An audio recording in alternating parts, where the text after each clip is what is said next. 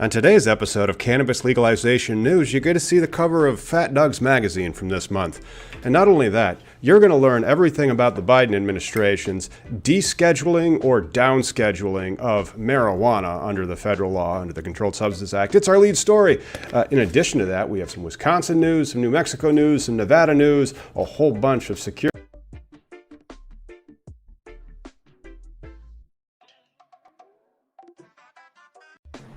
Man down, what happened?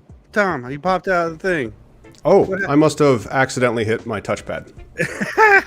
Hey, and with that, let's start the program.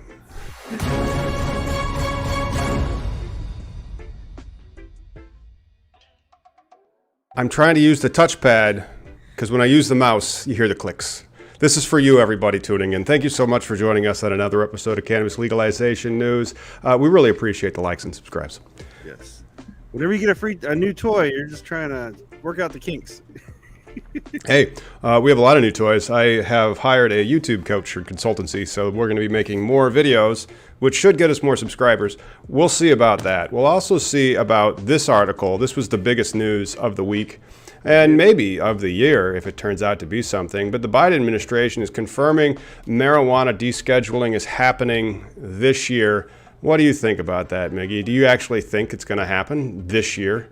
Well, I'm trying to think of like the best word because it's like it's a carrot, right? We're just dangling it in front of us to have or whatever, but it's just right. a hyperbole. Though. This is all politics, right? They probably release something, say something ahead of time, see what the reaction is, and then the fact that either there's not much to do about nothing, or if there is a scream, like it's probably only like Kevin Sabat and that Robert Kennedy guy who are pissed off about this situation. So yes, they probably are pissed off about it, though. And then we do have some quotes that came from the administration in the article. So let's bring the article back up on there and get into some of the quotes that were in there, because it was Human Services Secretary Xavier Becerra, and they told the Marijuana Moment senior editor Kyle Jaeger that the Biden administration is prepared to address and to discuss descheduling cannabis and a significant reform in the post-drug era.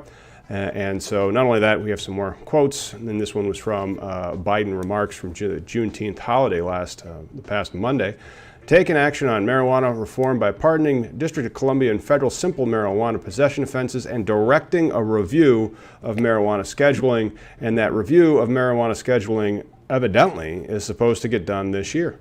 It just occurred to me. It's the carrot of speculation. That's what this is, right? Like, we're just going to say, hey, this is what we're working on, but not really release anything until, I don't know. What do you think? If they are really, I really appreciate them jumping on the cause, right? Like, but that's not how this really works, right? That's not how politics works. It's always testing the waters and see like what's more important or who gets more pissed off about, where the money doesn't go or goes.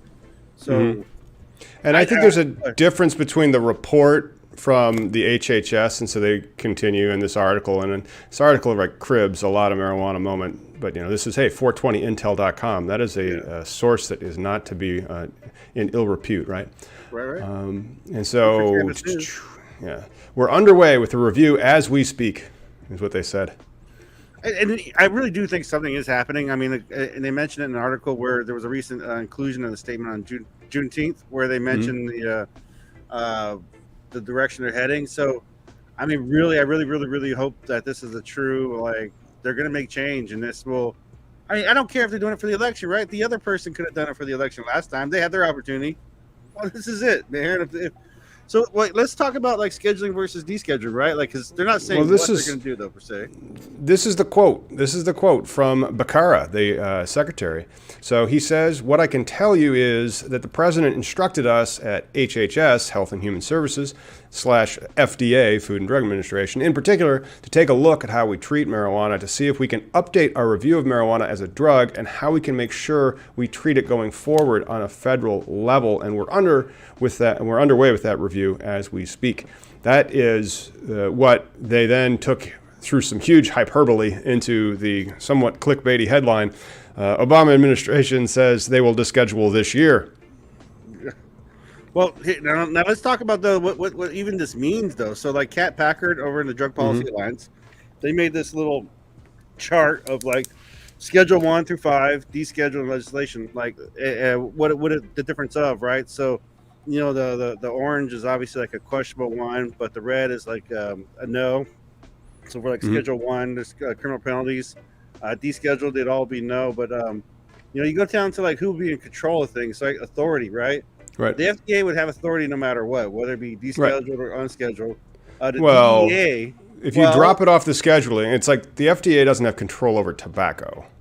no, but they do have Right. control over like alcohol, like production, right? Or we're talking about just practices of the I don't think the business. FDA has control over alcohol production. That I thought was in the other wing: alcohol, tobacco, explosives, uranium, puppies. That the ATF, that is the regulatory authority that I thought is making sure that all the alcohol is tested and taxed and all that. And so that's where I thought they wanted to move cannabis if they descheduled it.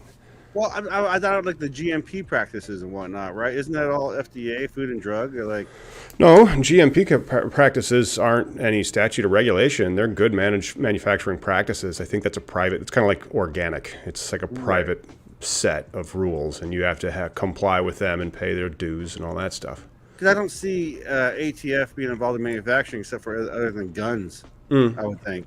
The statutes that they have put forward so far, or the legislation in Congress that has not gone anywhere, just calls for good manufacturing practices, or GMP. So like they would have to be certified as GMP, but just like there's no, as far as I'm aware, there's no federal regulation regarding GMP certification.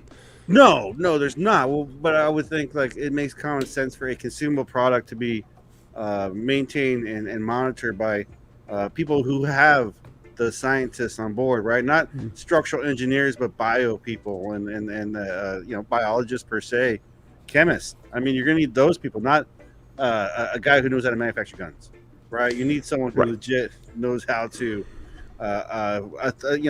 quality when it comes to like the product. So like, yeah, there is showing. I gotta see if I can share this thing now. So I'm on PC, so I'm trying to. But that's what happens when they deschedule. So if they drop it to Schedule 3, then yes, the FDA is supposed to regulate that because that is then a scheduled drug that people get prescribed, and just like Marinol. And that's just not the case for any state law medical cannabis. And so that's where it gets really interesting. Let's say they descheduled to number 3. So the IRC 280E doesn't apply anymore and the industry is more profitable. How does the FDA then bless that regulation? Well, my thinking though is like, what schedules alcohol? Do we know that? It's not. Offhand? It's in zero schedules. And Right. that's where that should be at. Same That's schedule as nicotine or tobacco. Tobacco is not scheduled. unscheduled, and that's where cannabis should be. Period. But even alcohol has its medicinal values, right? But during Prohibition, if you were a Catholic especially, yes. well, you get shot, you like wounded. You can clean an infected wound with it. But, That's right. You can clean an infected wound and give yourself some palliative care and pain relief. and actually, the sailors used to travel with just rum because alcohol doesn't spoil like. I thought they would travel with gin because it had quinine in it, and so it wouldn't spoil, and it also helped prevent scurvy, and that's why Brits like gin. I was not there at the time. This is a story I read in books called History. Well, and the same thing with beer with medieval times. Storage of liquid. There's always a purpose for. But then speaking of that, I mean, like we're getting into the alcohol and beer discussion. That brings us to our next story. Wisconsin news. In Wisconsin news, the Wisconsin governor signs bill with GOP provision blocking local marijuana legalization. Oh boy, they've done it again in Wisconsin. And that thing they've done is not had the industry at all. Marijuana Moment is reporting this on June 20th. So a large-scale bill budget. And it contains a controversial aspect of it, blocking local governments to put non-binding advisory questions on the ballot, a policy that's been used over the years to demonstrate widespread support for public cannabis legalization. Or as the Republicans say, nothing to see here. I feel for my Wisconsin people, man. That they're going uphill, man. They always have been because of the hard gerrymandering out there. That's some hard gerrymandering out there, but that stinks. And so he cannot have people. They're non-binding, and so like there's a bill that says no, you can't spend any money on non-binding initiatives regarding what voters' opinion of cannabis legalization is. That's silly. Well, they just don't give the people a chance too. I mean, how many times does the rule have to pass that gets overturned by the governors or the courts that the people voted on it, but yet those 3 people who got elected know better than how many 100,000 that voted for it in whatever state, really. Yeah, yeah. I mean, they're always outnumbered, and so it is just kind of strange that instead of fighting with them, they shut down the ability to have any dissent. It's just so un-American. Which those people who wanted and voted for it really should be offended by their fact that their vote gets turned around in the end. I think that's more outrageous. They should vote those people out. I don't care what party you are. Yep. If these elected officials keep overturning rules that they don't like, that's just unfortunate, right? That just they can't create their own goddamn reality. That's what seems to be going on right now. That's what they're doing. They're creating their own reality. Don't confuse me with your facts when I've already made up my darn mind. Seriously, though, it's unfortunate, but Wisconsin, thoughts and prayers. Wisconsin, yeah, exactly. That's about the only thing you can say about the Wisconsin industry. However, we can say something substantially different about this next place that we're going to go cover right now.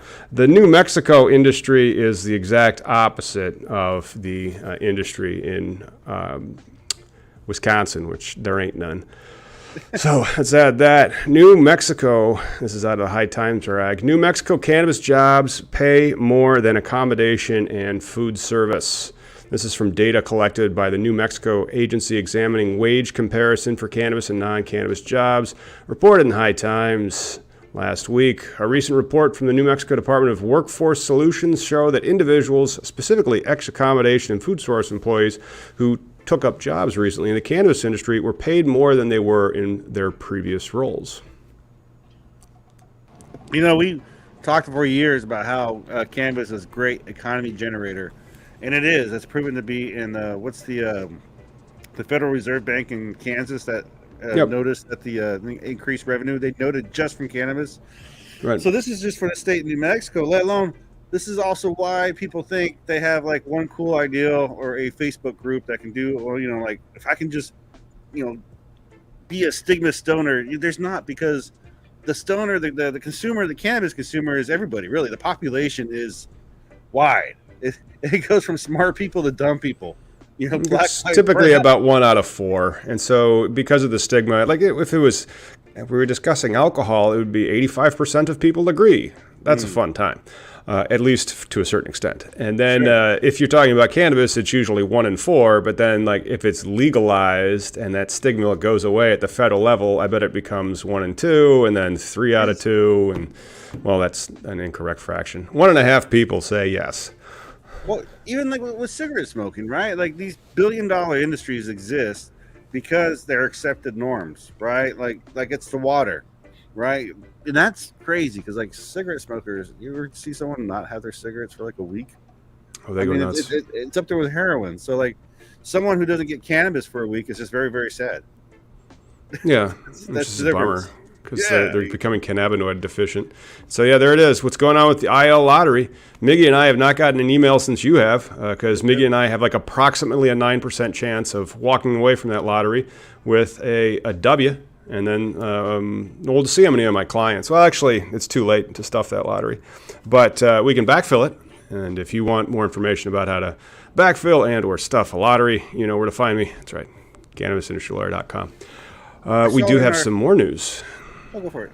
Well, I mean, like, should we kind of go over the data of the New Mexico, or should we just roll on to the next one? Wow, let's roll on to the next one. Well, the next one is the security one, right?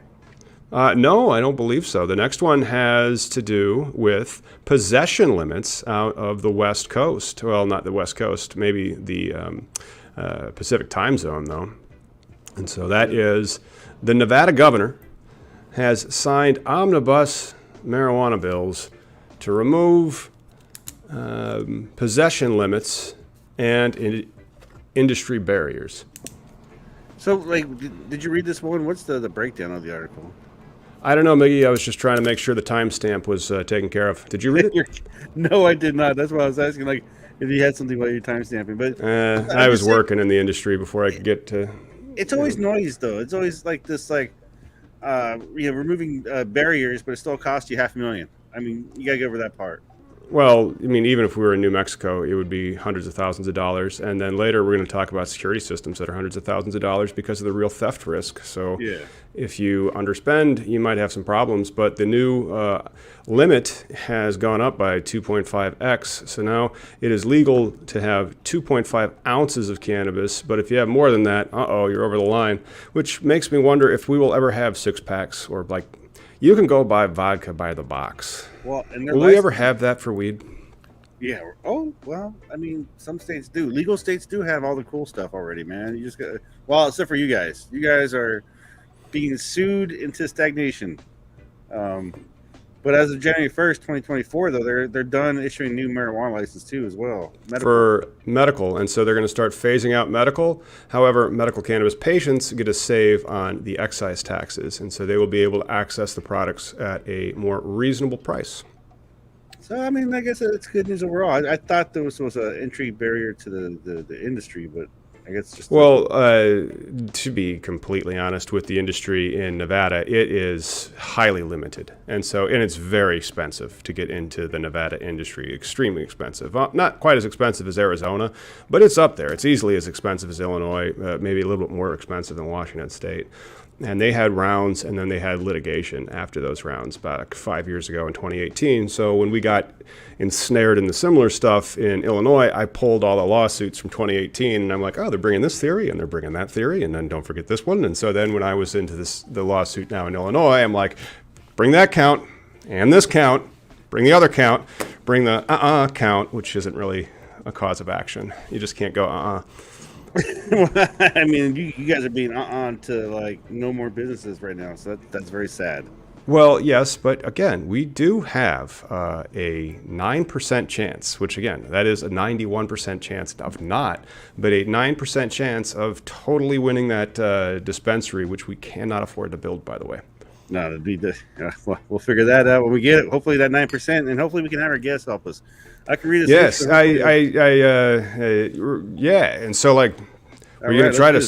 No, you got too high, man, and so like we got a break in 2 minutes, and then we're gonna bring on the guest. Well, that's what I'm saying. I can time it just right where we do the break and we hit the bumper because we got a little live here. Also, it's in 2 minutes to kill. Well, that's one of the reasons why you've been talking to me, on the air, not professionally, but sometimes we get to go to things. We are a show, but it's not a show.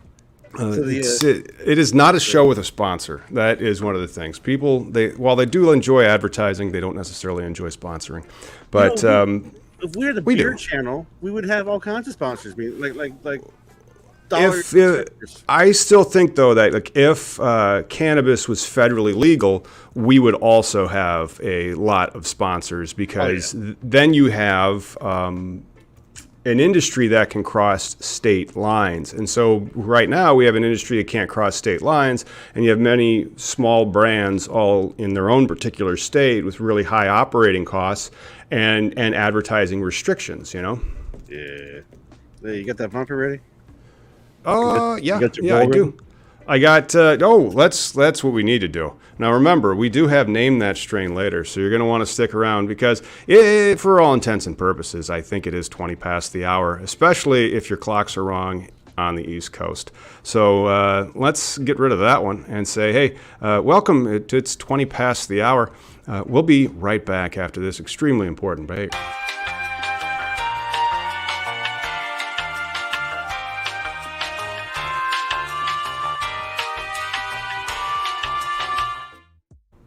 Oh, yeah.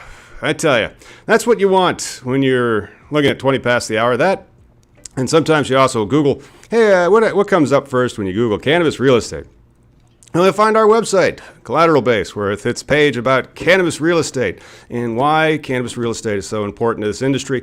We have somebody that's going to come on the show to explain aspects of cannabis real estate that can make it more expensive, but also far more secure. Miggy, do you want to hype our guest? Yeah, considered the OG of cannabis security, Tony has been in the cannabis industry since 2013 and has worked with over 800 cannabis clients in 35 states and Canada, designing the security program from application to operations. Tony has spoken at over 100 cannabis business conferences across the United States and is considered one of the leading security authorities in the state/city application license processing, physical security build and outs in standard operating. Miggy, are you on mute? No, what? Can't hear me? You can't hear me? Just am I on mute? Are you on mute? That'd be the other. The music cut out and your audio's dead. Wait, if you can put in the chat, if you can hear, who can you hear? Can you hear Tom or can you hear Miggy? Shit. There, let's just add Tony. All right. Well, Tony, who can you hear? I can hear you. Oh, thank God. Hear you. Tom, it's all you, buddy. You're on mute, buddy. Oh, well, wait. okay, and I'm back. And Okay. we're back. You got me? No, my audio cut out on me, and so like suddenly it's just I can dead hear air. all of you. Great. That's why it's good to Tony, have thank you so much for coming on, man. We really appreciate you coming on the show, and sorry about that small technical difficulty where I could no longer hear anything, but that does happen on live TV. Sure. Well, thanks for having me on. I appreciate it. Where are you based out of? I am based out of Houston, Texas. Our main office is in Dallas, Texas, but grew up on the East Coast, New York, New Jersey boy, but been in Texas over 20 years now. Wow. Wow. And do you have a separate branch then for your cannabis securities type people? Well, we're in 35 states, so we have people throughout the United States. We have a group in Indiana, a group in New Jersey, New York, but the central office is out of Texas. Nice. So, where are you working at right now recently? Well, recently I've been pretty busy on the East Coast. The New York, New Jersey markets have been very busy for us. We had a really good showing in Alabama. Very proud of that. Had 7 clients that are on hold but did win. So we'll see what happens with that. And leaving tomorrow for Denver. I'm going to be up there for 3 days and going to be visiting the Patterson Inn, which is one of the new consumption, or hope to be the new consumption lounge in Colorado, and then going to be visiting a psilocybin farm when I'm there. Oh, right on. Yeah. Getting into a whole new area of secured, highly secured businesses and locations. Was I off when you guys introduced Tony and Sapphire, or have we not gotten the chance to do that yet? I didn't mention the company name. Tony, why don't you introduce yourself to the audience now that I can hear you, and what your business is? Sure. So we're the oldest national security consultant company in the cannabis industry. August 13th will be our 10th year in the cannabis industry, and in that time, we've worked with about 800 cannabis clients in 36 states. We help them with the security part of the application. Like I said, we were pretty fortunate in Alabama with 7 winning licenses. We do the actual construction build out. We built out our 150th construction of security was Gotham in New York City about a month ago. And then we also do policies and procedures and security reviews of facilities that are established primarily California, Oregon, Washington, Colorado established markets when it comes to that. Do those established markets seem like they have more lax regulations than the highly limited markets when it comes to security? I think when you look at the security of cannabis, and like I said, the last 10 years, the industry has grown from west to east. So initially, security requirements in Colorado, Oregon, Washington, California are much more laxed than they were, say, in New York, New Jersey, Massachusetts, Pennsylvania area. And what we're seeing is these West Coast states are now starting to realize that they need to catch up and be able to run their business like a retail business should be, with all of whatever best practices should be. So West Coast is much more lax than the East Coast when it comes to state requirements. That's what I've noticed as well, and we've got some very apropos news, and I'm so kind of stoked that we have you here for this. And so let's dig into it. And this is a story that broke just this past week. It's ABC 33 or 40 News, and I'm not sure if they have a W or a K on this one. Oh, it's from Alabama. A surge in robberies at medical cannabis dispensaries nationwide, and they have some videos of these dispensary robberies. So I'm assuming that you know a lot about dispensary robberies. How do they typically play out? So when we talk about robberies, just want to make sure that we understand what we're saying here. There's a difference between a robbery and a break-in. So a lot of times the news will say there was a robbery and this dispensary, recent one was New Jersey, but it was actually a break-in. So a robbery is when someone comes in with a weapon and tries to gain cannabis or money from it. A break-in is someone at 2 o'clock in the morning when no one's there breaks into the location. So sometimes there's a misdiagnosed of that when they communicate that. But when we're talking about robberies, if you look at high-risk businesses, so we've started off in the high-risk industry. Our clients are jewelry stores, pawn shop, liquor stores, convenience stores, firearm stores, and then obviously the cannabis and now the psilocybin industry. And they all have the same thing in common. They have a very desirable piece of merchandise, an item that they can go and sell in the street or the park right away. Guns, tobacco, alcohol, lottery tickets, cannabis, and they have a large amount of cash. So when you look at the high-risk industry, and I've been in the security field of high-risk businesses about 25 years now, common denominator what I'm seeing in cannabis is that there seems to be some breakdown when it comes to the actual procedures that the company had put in place that allowed this to occur, that allow, we're talking now robberies, not break-ins.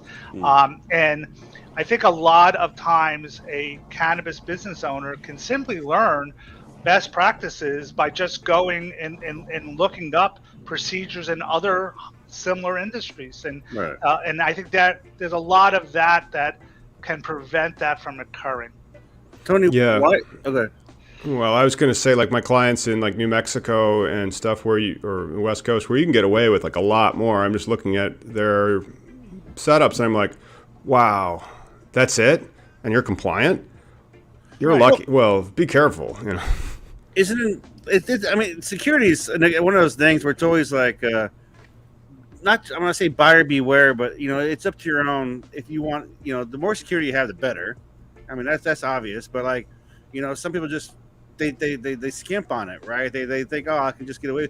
But Tony, why do you think there are more, like, why aren't there more jewelry store heists? Like, the cannabis smash and grabs happen all the time, but why don't you see like a lot of like, just like jewelry stores? There's probably more money, just light, to get rid of things, but.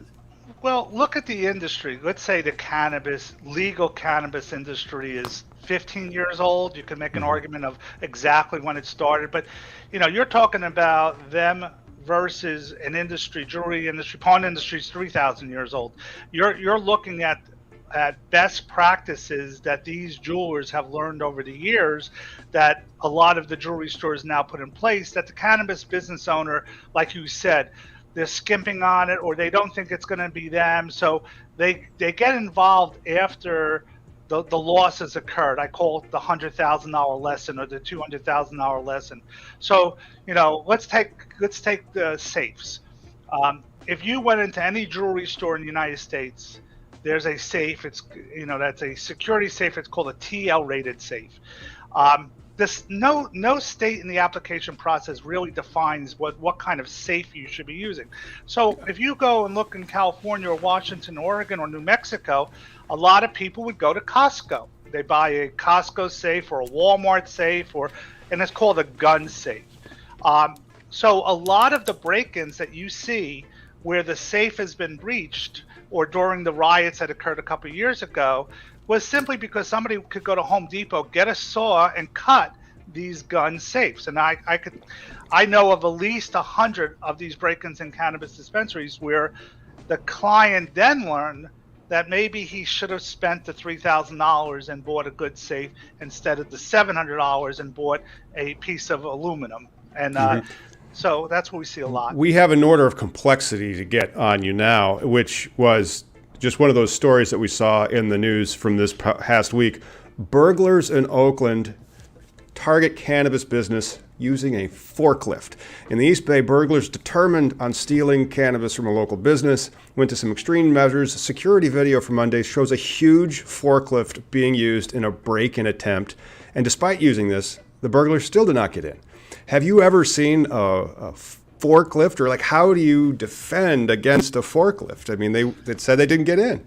So if you look at the typical burglar that breaks into a cannabis location, or really into many high-risk businesses, doesn't have the knowledge or the tools to breach into a safe like that. So in essence, this one occurred during the riots, as you said, and there was a lack of police response to that situation. But I've had, if you looked at we'll go back to those riots. We were aware of 83 dispensaries that were attacked throughout the United States during the riots, where there was no police coverage. There were 23 break-ins of the safes. The others did not experience any break-ins. All 23 of those safes that were breached were gun safes. None of them were TL-rated safes. So same thing here. If you look at somebody who's going to attack your safe and they're not able to get in, you're going to be able to save. And a lot of it's cash, more so than the cannabis product itself. A lot of it is the cash. So, you lose $200,000 in a break-in or a robbery that goes bad. Same thing, there are many techniques to not only reduce the robbery attempt from occurring at your location, but if it does occur, God forbid, there are ways to mitigate that loss from occurring, and what that does is prevent other people to come rob you. We've had here in Washington State two, right around where I live at, within the past 6 months. One was a forklift. They smashed the window or smashed the door to gain entry into the business, and again, grab whatever they can grab that wasn't in the safe or whatever. And then the other one was they smashed a car. And then these were all kids. They're not organized crime. It's not like you said, they're not the smartest tools in the shed. So, well, this one, it was interesting. They said 7th time they've tried to break into this building. 7th time this guy's had to put up with somebody trying to rob his business. So when I look at that, and like I said, I haven't done this for quite some time. My question is why? Why is this location still inviting someone to come in and attack their location, to attack their store? And there's some questions I would look at. Is there graffiti on the wall? Is there dirt in the parking lot? Is there adequate lighting? Is there adequate camera coverage? Do you invite someone from coming in? You mentioned the people that drove the car into the store. Here's my question. At 2 o'clock in the morning, if you ran a jewelry store, and I'll give you that analogy of jewelry store, the majority of the time, no one ever leaves jewelry in their glass cases. So if you're leaving your cannabis products out, Washington State can do that. New Jersey can't do that. But let's say Washington, you're actually sending a message that says, hey, come in. You could see the product by looking through the window. We don't have roll downs, or we don't have any barriers. Are there bowers in the front? Is there big flower pots in the front? So, a lot of times you have to look at that location. I don't know. I can't address that 7. My guess though is that they're communicating that this would be a good location to rob or break into. But part of the problem with the security, or at least with the back side of things, the vault would be you need a vault, right? Mm-hmm. Because cannabis varies when it comes to caring for it. Some of it you can just keep in the dry area. Others need to be in a fridge because of terpenes or whatever, maybe because it is a drink, right? So to relocate all that, you pretty much need 2 buildings to store your product at night to be safe. 100%. Well, they have secured areas in dispensaries that are. So when I went to Washington State to buy weed for the first time after buying it in Illinois, well, it was vice versa because I bought it first in Washington State, and then when I got to Illinois, I'm like, you're not allowed to have the product out, because you walk into a pot shop, as they call them in Washington State, and they just have the inventory behind, and it's not really a secured area. It's behind the line or the display case. That's really it. And so in many states, that doesn't fly. That's not the regulation in Missouri. It's not the regulation in Illinois. It's not the regulation on the East Coast. They have it in a secured location already. And those vaults, which are really interesting, so they are like made with wire mesh. Tony, what types of vaults are those secured areas where they store the product, east of the Mississippi? So you see, you can. There's three types of vaults when we build a secured storage room. We can use the actual metal panels that you would see, say, in a bank. Quite expensive, but probably the highest level security. Not something that, but it's very expensive to do. Next thing we see is cinder block with rebarb in it and concrete, which prevents someone from breaking through. But what we're using a lot, and we do this a lot lately on the East Coast, is we'll take 9-gauge wire meshing. It's the kind of wire meshing you would see at a prison. Which is required. New York State requires 9-gauge. It's more flexible, it's easier to use, and it's probably the least expensive of the three options that we said for that to go on. Now, obviously, you need a good door and a good frame. I've seen in Washington State where the break-in occurred. He had a good metal door with a nice lock, but it was attached to a sheetrock wall, and they just broke through the sheetrock next to the door and came right in. So obviously, a poor security design to that. Tony, did you see? Good.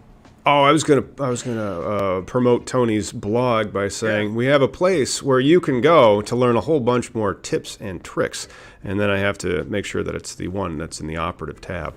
But you can head over to sapphirerisk.com, and they have robbery prevention for cannabis business tips over on that site. So that's your guys' domain, sapphirerisk.com? Correct. Awesome. Tony, did you see King of Tulsa? That's the one with Stallone. Yeah. Did you see that scene where he strong arms the guy at the dispensary, like the first beginning? Like, isn't that like a security nightmare? Yeah, that could be. You see that kind of activity sometimes. It's a good show. I should leave it at that. It is. It's designed to be entertaining. Unlike this news, but this news has been coming out forever. Congressional lawmakers approved spending bill that would continue blocking cannabis sales in D.C. And so there's an industry in our nation's capital of stickers and other things that you trade for that, depending what color it is, it corresponds to a particular amount of weight in a bag where the sticker is affixed to. And so these loopholes that people do in our nation's capital is still just continuing. And Tony, you've been in the industry for a decade or more. How long do you think before we're looking at a regulatory landscape that doesn't have cannabis being a Schedule I substance?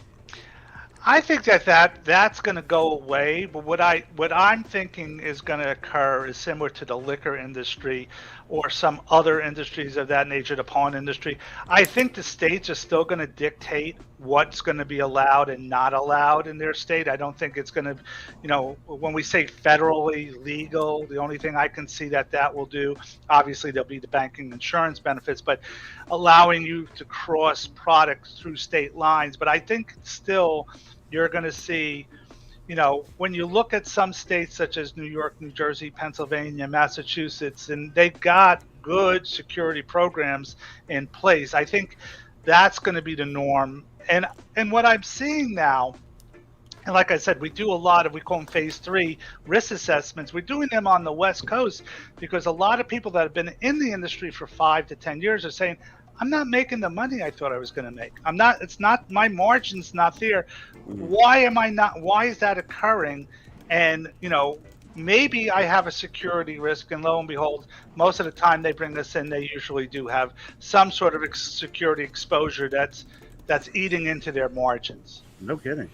Yeah. Are you talking about like loss? Like that you find ways of like maybe people pocketing? Yeah. farmers? So 80%.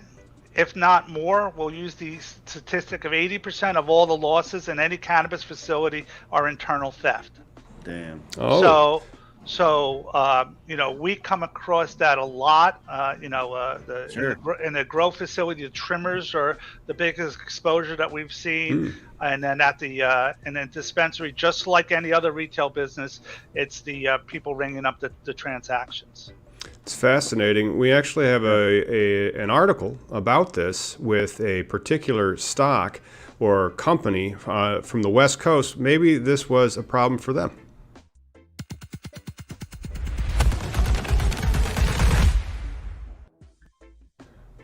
So MJ Biz Daily is reporting that a very large marijuana distributor called Herbal, with its own custom spelling, has collapsed and brands have been left unpaid.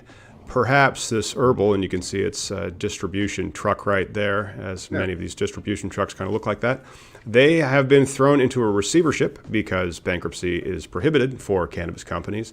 They reportedly handed $700 million worth of product sales in 2022. Do you think maybe they had what they're calling in the industry, when I watch the financial news, a shrinkage problem, and by shrinkage, that could mean either internal or external theft?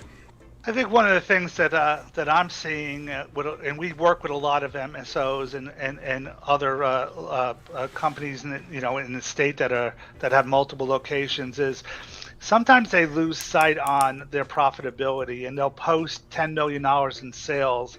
But then you say, well, how much money did you make on that 10 million? And they really don't have that number, and they're not communicating that number. I think that worked 5 years ago. People would invest in them, and you're running up those sales. But I think now investors are saying, well, how am I going to get my money back, and how am I going to be profitable with what you're doing? And I think that's where a lot of that focus now is. And it's kind of almost like the industry's growing up. It's becoming a real retail industry, and that's what this is. And I see more of those articles that you just showed me occurring in the next few years. Oh yeah. Well, you think like more like the restraints of the? I think it's honestly like the taxes. It's hard for these guys to come down like a profit margin when trying to figure out what things cost first. And like a security system can't be cheap. We're probably talking like $300K, right? Just for if you take the average dispensary in the United States is 3,000 square feet. Now it goes state by state. Some states are more. Illinois is more expensive, say, than Oklahoma. But you should budget somewhere, video alarms, access control, somewhere between $60,000 and $100,000 just to build out the facility. Plus, then there's monthly fees and all that. So there is this is state required, 60 to 100,000 to build out the security for those facilities. But really, sometimes you even have to look at, have you done enough to run your business, even though the state is going to give you the approval? Oh, sure. Yeah, that's overlooked very often. Like the amount or the price sensitivity for like doing some due diligence, or for really thinking about how they're going to approach it, or like what their financial models are going to look like, or what their costs are going to look like, or how much capital they really need. And then you throw like a social equity lottery in to distribute the licenses, and it just becomes very difficult for us to give proposals that are legitimate. Like, no, they've changed the rules. We now know that the person who's going to win can't afford it. How do we benefit from that? And it's a very interesting, strange challenge to newcomers in the industry. Like if you are in Oklahoma or in New Mexico, you can really just get open for business. And then I see the exact opposite aspect where it's like, screw the rules, I know what I'm doing. And they just dive in, and they're woefully undercapitalized, and they haven't thought it through or how they're going to have competitive advantage. So it's a very strange industry, but there are people that get it. And those are the ones that you usually hear about their brands, and they do okay. I mean, in the end, it's a business, right? Like you're Right. catering to be a business that's gonna, everybody wants to be McDonald's or Kraft or whatever the hell they want to like achieve. You still want to make money. That's all they're trying to do in the end. So like Tom and I encountered, so we went to CannaCon. I saw the coolest security system where the guy had AI in the camera work, where say a trimmer were to drop something, it would catch it on the floor. Are you involved in that kind of stuff as well, like AI and stuff? We do. We work with AI technology. We do a lot of exception report based reviews where the camera system is tied to the transaction of the POS system, and we're able to determine if there was legitimate sales rang or too much samples given out or voids that are occurring and all that. The thing with the AI and the thing with the exception report, and anyone who ever tells me they have 100 cameras in their location, I know has a poor security system. Not a good security system, a poor security system. Because having been in this industry, you can't watch 100 cameras. Right. So, AI has a value if somebody actually does something with that information.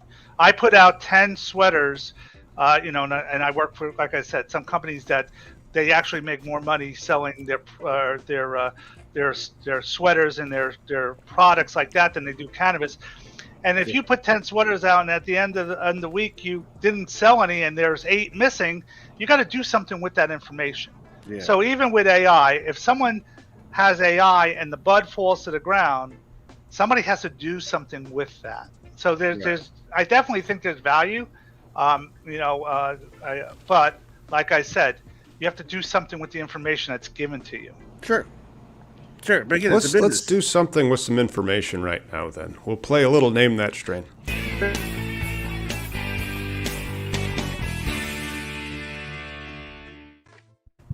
There's a strain. It looks like Tony is wearing it as a hat, which is hilarious. It's kind of like you're from Wisconsin, but instead of a cheese head, it's a weed head. Yeah. I'm gonna move over this. So I could just let me see. I'm go this way. No, I gotta go this way. Okay. Yeah, I love that. Like a weed elf. Yeah. Yes. And this one, do we have that one up? Yes, there it is. And so this one is an Alien Labs joint. And I am 21. I don't want it delivered. I'm just trying to understand more about the name of the strain, like who its parents are. Oh, we don't got that. Nope, we don't got that. All right, well. Lovely orange, though. I love the hairs on here. Yeah. So, Tony, are you a consumer then? I imagine as a... I actually am. I'm actually more of a psilocybin consumer than I am a cannabis one. But I am.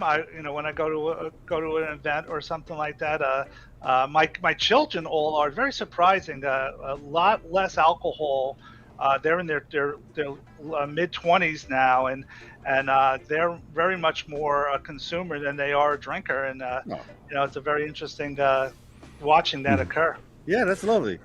Well, this is a unique exotic. I can't find its parents. Usually we try to give the parents and also the breeder, and the breeder's Alien Labs, or I'm assuming Alien Labs is a breeder, but I can't find its parents. So that's going to make the Name That strain really difficult. It's not Alien Rock Candy. That is one of them. I guess we can just go ahead and spoil it. It's Z-Band. That is Z-Band. If you know its parents, please let us know in the comments. Z-Band was the Name That strain. If you get a chance, look up something called Sapphire Scout. Sapphire Scout. Sapphire Scout. That's out of Oregon. Oh, nice. Well, we also have this story is out of Florida, which is never usually good news on the channel. Ron DeSantis says that he would not decrim marijuana if elected president. Did you guys see this one going around in the news sphere over the weekend or the week? Yeah. Tony, are you a Republican, Democrat? I am a conservative Democrat, I would say. Okay. Yeah, I get it. Well, this conservative Republican, when he was asked, and that's Ron DeSantis, or Meatball Ron, as some people call him, he was asked if he would please decriminalize cannabis as president, and he just kind of said, I don't think we would do that. And then he went on to make claims about how bad drugs are for you and for people. So Ron DeSantis, more of the same when it comes to cannabis policies if you're looking for somebody to vote for. Did you see Trump's interview where they talked about he freed that one lady, Wanda, he mentions her, and then at the same breath, Brett Baier goes, well, under the policy you're preaching, she'd be murdered, she'd be dead, she'd be sentenced to death. And he's like, well, no, not now. But like she wouldn't do it because she's a good now. Like, what the fuck you just say? Yeah, it just hurts the mind when you hear the toiled and twisted kind of political crap they have to pull to continue to maintain the lie that is cannabis prohibition. But yet, here we are, burning through June 2023, still Schedule 1. Jesus. And honestly, I really hope that are you hoping for a deschedule or unscheduled? Oh, I would like to see it descheduled, but still regulated. And that would create chaos, just like it did in the hemp industry, because when they changed the law before having the regulatory structure in place, it created, a very freewheeling, Wild West atmosphere that was the hemp industry that did a whole bunch of whipsawing of the prices. And then you would see that at a national level. But price stability might happen. However, it would really upset a lot of the industry, especially some of these MSOs. I mean, that's these guys, for example. Their Canopy Growth was in the news this week. Canopy Growth, for if you want to lose money on stocks, like any other Canada pot producer, just getting ravaged. And so they're down another 14%. And their shares fell another 4% after hours because now it turns out the SEC is starting to regulate them, uncovering misstatements related to its sale to BioSteel sports drink company. So it must have spun off something. Uh-oh. Well, they can't make money. And so that really has happened. A lot of the producers or the MSOs, if you read them, the only one that turned a profit was Green Thumb Industries. Yeah. Everybody else, they ripped. I mean, we made $1 billion. Yes, and how much did you lose? $250,000. So you lost $250,000. So you spent $1.25 billion to make that billion. Good work. Well, I never understand how they can make that claim then. How can they claim profit? They want to say they're Amazon. And so they're trying to position through growth to be Amazon. But then the problem is Amazon was an online retailer in one state with one set of rules, which was no state income tax. You're doing these licenses on a state-by-state basis, in some states making it highly political and highly limited, so that you're picking and choosing winners as opposed to like American capitalism. And that's one of the reasons why the cost of getting these new licenses was just so high, and they couldn't make any money. Then the taxes. No, I get it. I think part of the failure to a lot of these states when they're legalizing it is, there's a lot of local culture, right? Each state has their own, as long as it's illegal, right? I'm sure Texas has its own scene. Tony, I'm pretty sure there's probably some club you can go hang out with, like some bunch smoker social where, everybody's like on the same playing field, or they trust each other to consume or buy and sell with each other without, someone snitching. But in the end, when it becomes federally legal, then all that stuff's going to go awash, because right now it's like a secret trust type brother sisterhood where you're like, this person's not going to screw me over. Or whatever. I don't know. Well, you look at New York State right now, New York City. There's 10 times the number of illegal shops that are open right now because no one's really, they're trying, they're making an effort. It's going to be like California. When California started decriminalizing, I remember reading that they actually had to use the National Guard at some of these grows to shut them down. So, but there has to be that effort to be made in that, especially if this industry. Could you imagine if someone was allowed to sell alcohol on the street corner and no one did anything about it? Without tax or regulation, like not just alcohol, but like moonshine that they made in their basement. Yeah. Right. Well, and I think the rollout is the thing that gets questioned in each state. That's the thing that's so different in each state, that some actually hurt the people who stood up for this plan or stood up against the law, which is like, and again, a separate drinking water fountains were a thing, right? If it wasn't for somebody to stand up for it, and at the same time, those people got screwed,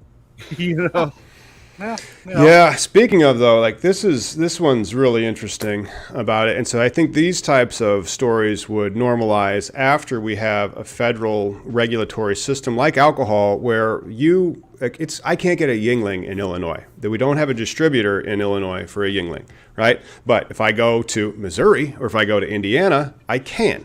But you know what I can't get in Indiana? weed, not legally. But then they got it in Missouri, and so I think it's going to be like the distributors. And so labels are going to have distributors, and then they're going to be able, and then they already have IP agreements and like, cookies and stuff. But what I thought this was just this one blew my mind. Oklahoma produces 64 times more marijuana than consumers need, according to a study that was published. This one came out of Oklahoma 5 News. That's KOCO.com, KOCO. Because of the overproduction, the only place they can go is out of state illegally, they say. And so that was a study by their regulators, which is OMA for short, or the Oklahoma Medical Marijuana Authority. They said that Oklahomans are growing 64 times more cannabis than the state's consumers need. I mean, crazy. I have a buddy he told me he's out there getting decent ounces for $40, which is really good price. Yeah. So, Wow. But also, we're in New Mexico. I've talked to some people. Like, there was this douchey group of people that I saw. Like, sometimes people, it's kind of like, it's like the last guy. You don't get mad at fire for burning you, right? So, like, if you got like a douchey person, you're like, I think something's not right here. Talking to some other growers, they're saying how these guys backdoor some Oklahoma product, like some of the not so good. It's that molded gold type concept. It's all Oklahoma cannabis. They're squeezing into back doors of some retailers there. So I don't know if it's too much. I think a lot of times too, it's like Oregon when they're complaining about Oregon having like too much grow versus the consumer. These guys are in binds. If they could do fair interstate trade, there would be no such thing as not enough. People would lose their shirts still. It would be hemp. It would be international hemp. And so like that regulation system. So like the East Coast still really isn't that stood up. Like New Jersey, they don't have that many stores yet. And so because they opted out as the default, they shouldn't do that policy wise. They should always have opt-in be the default. New York, that's taken forever to roll out. Illinois, only 26 of the social equity dispensaries that are stood up, and it's been 4 years since we legalized it. Yeah. So this stuff moves way slower than we would like. And but we did burn a pretty quality hour here, and I wanted to thank Tony from Sapphire Risk from coming on. Tony, you are a traveling man. Where are you going to be? That's our show for the day. We've gone through our news. Where can people find you? So it's T Gallo at sapphirerisk.com, and website is sapphirerisk.com, and this week I'll be in Denver, but like you said, that's the one thing about nationwide is you are traveling, and next week I'll be, in New Jersey or New York, but Illinois. But it is a very interesting industry. 10 years, still loving it, and I love where it started when I came on board, and then where we are right now. Very, very, very excited about it. Yeah. I've been in for 4 years, and now I'm starting to kind of get it, maybe. But I will be in Ohio. So catch me in Cincinnati Wednesday and Thursday at Ohio's EF or EIP. And so Ohio and Kentucky, they have a Canatech Expo that I will be at. We'll throw the links in the description below, maybe like a coupon code for those.